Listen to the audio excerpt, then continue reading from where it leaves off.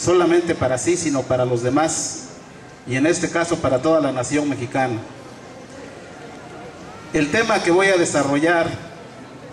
se llama las políticas neoliberales y el saqueo de la nación, y como mis demás compañeros que están exponiendo sus temas, yo voy a combinar principalmente aspectos o conceptos de carácter legal y jurídico con conceptos políticos, económicos y sociales. Un aspecto jurídico muy importante que debemos tomar en cuenta para entender lo que significan estas llamadas políticas neoliberales, y que con más propiedad deben llamarse robos a gran escala y saqueos en contra de las naciones de todo el mundo, y desde luego que también en contra de México. Un concepto jurídico fundamental está en nuestra Constitución. Si nosotros vemos los primeros artículos de la Constitución, el artículo 2, el artículo 3, el artículo 24, el 26, el 27, el 28, etcétera, nos percataremos cómo ahí se establece el concepto de nación. Están utilizados los términos Constitución, República Mexicana, México, el país, la nación y otros. Es decir, la Constitución tiene muchos conceptos importantes que tenemos que tomar en cuenta, porque son los que norman el concepto de nación, que desafortunadamente, del cual poco uso hace el gobierno, sobre todo el gobierno federal, el que se dice representar la nación, lo cual es una terrible mentira. Esta mentira la consagran todos los aparatos del Estado y desde luego también los medios de propaganda al servicio del Estado. Nosotros vemos cómo también se manejan tres aspectos principales del gobierno. Estos tres aspectos son la federación, los estados del país y los municipios. En la práctica, la federación es la entidad todopoderosa que prácticamente ha barrido de la Constitución en los hechos, que ha barrido de la realidad, utilizando una poderosa escoba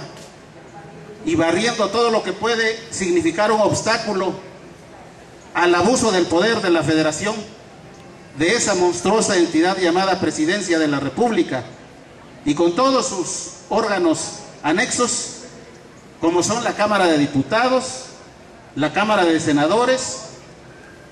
la Suprema Corte de Justicia y todas las demás entidades todopoderosas, como el Ejército, los diversos cuerpos de policía. Y todo esto significa una terrible concentración de poder contraria a la Constitución, y de la cual se vale de esa concentración únicamente esa entidad omnipotente, todopoderosa, abusiva, y que nos avasalla a todos los mexicanos, porque no avasalla solamente al 50%. Las mismas estadísticas del gobierno señalan que ya vamos con las 3/4 partes de población de los más de 100 millones de mexicanos que somos, y que ya van a abarcar el nivel de lo que se conoce de alguna manera como la pobreza. Entonces, tenemos que considerar que son solamente unos cuantos grupos de privilegiados, de potentados, los que están manejando estas poderosísimas instituciones que somos nosotros, los mexicanos, la inmensa mayoría de mexicanos los que las sostenemos con nuestro esfuerzo y con nuestro trabajo, y prueba de ello es como cada año, acaba de ocurrir hace apenas unos días, se aprobaron cuantiosas partidas para seguir llenando los bolsillos de esa terrible clase privilegiada de aproximadamente 100,000 parásitos explotadores que están controlando las instituciones públicas, principalmente la Federación y los altos cargos de los estados, de los gobiernos de los estados. Y entonces, como ocurrió en la Francia, allá en el siglo XVIII, cuando el pueblo francés, a través de sus representantes llamados Tercer Estado, sinónimo de diputados o representantes del pueblo de Francia, el Tercer Estado, a una comunicación despótica, a una comunicación autoritaria e injusta que le dirigió el rey Luis XIV para que se sometiera al orden imperial, al orden monárquico, y siguiera reconociendo las estadísticas y las valoraciones políticas del régimen imperante, esos diputados, esos representantes, ese Tercer Estado dijo: ya basta y hasta aquí. Los representantes minoritarios en este momento del Tercer Estado en Francia somos los que representamos al 99% de los 20 millones de franceses entonces, y usted, señor rey, no representa más que a un pequeño grupo de 100,000 privilegiados, y de este momento nosotros asumimos la soberanía nacional de Francia, y es ahí como nació una nueva forma de gobierno, una nueva forma de Estado, y que sirvió de modelo hasta la fecha a todos los países. Y aunque esto ha sido desvirtuado, sigue teniendo plena vigencia, porque es la cuestión que está en la mesa. Todavía seguimos esa lucha de la Convención Francesa, de los representantes del Tercer Estado, del Estado democrático, porque en este México, como sabemos, desde ya hace muchos años, los que reseñan estos acontecimientos y los analizan, dicen que fue desde hace como 30 años aproximadamente, cuando el gobierno federal empezó a desviar la ruta trazada, al menos de una manera medianamente democrática, por el movimiento de reforma que encabezaron gloriosamente un grupo importante de oaxaqueños y muchos mexicanos patriotas, uno de los cuales fue, como sabemos, don Benito Juárez. Esos principios siguen vigentes y se plasmaron en la Constitución de 1857 y fueron ratificados en la Constitución de 1917 con un agregado social, con un agregado